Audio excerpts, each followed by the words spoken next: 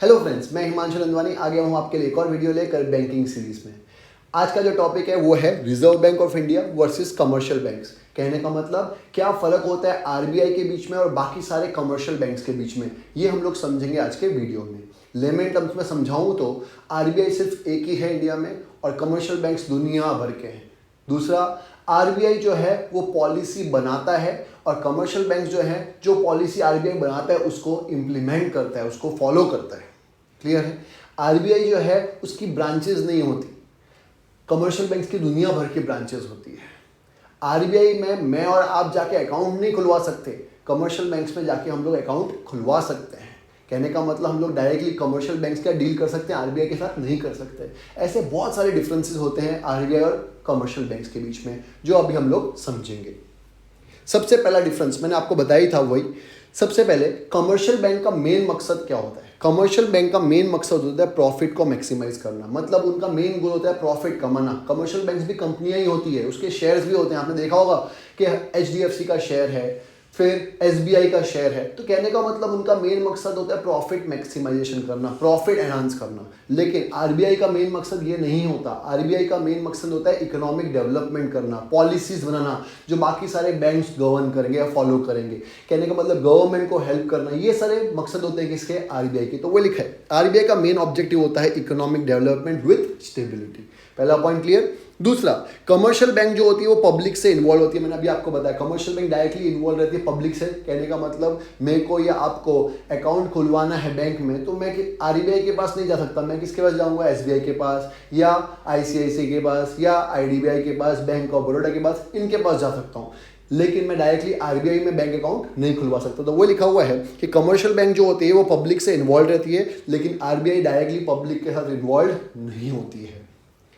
तीसरा, commercial banks are many in country. मैंने आपको बताया कमर्शियल बैंक दुनिया भर के हैं, लेकिन आरबीआई सिर्फ एक ही है। तो RBI is only one in the country, that is reserve bank of India, सिर्फ एक ही है। क्लियर। चौथा, कमर्शियल बैंक की बहुत सारी ब्रांचेस होती है, बहुत सारी ब्रांचेस होती है कमर्शियल बैंक की।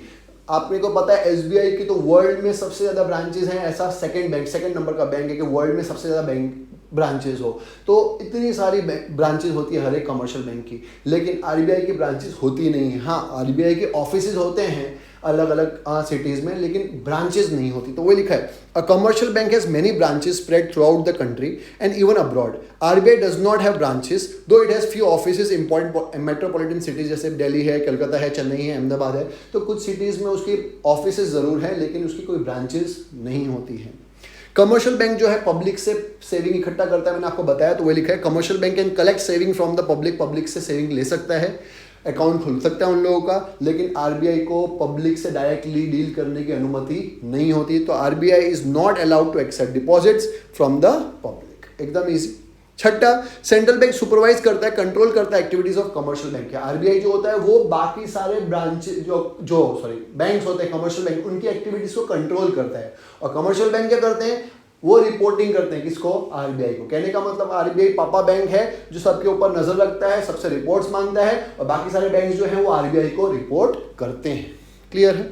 7th पॉइंट, आरबीआई का लिंक होता है किसके साथ, इंटरनेशनल मॉनेटरी फंड जैसे इंटरनेशनल ऑर्गेनाइजेशन के साथ। मतलब जो इंटरनेशनल फंड्स हैं या इंटरनेशनल ऑर्गेनाइजेशन है वो आरबीआई उन सब के साथ जुड़ा हुआ रहता है। जैसे वर्ल्ड बैंक हो गया, आईएमएफ हो गया, इनका लिंक होता है किसके साथ, सिर्फ आरबीआई के साथ। कमर्शियल बैंक का इनके साथ लिंक होता नहीं है। तो वो लिखा हुआ है commercial bank have no such representation in the world bodies. RBI अपने देश को रिप्रेजेंट करता है किसके सामने, वर्ल्ड लेवल पे अलग जो इंटरनेशनल ऑर्गेनाइजेशन होती है। जैसे मैंने आपको बताया वर्ल्ड बैंक हो गई, आईबीआरडी हो गई, that is international bank of reconstruction and development. IMF हो गया, इंटरनेशनल मॉनेटरी फंड हो गया, उसके सामने हमारे देश को रिप्रेजेंट कौन करता है, आरबीआई करता है, कमर्शियल बैंक नहीं करते।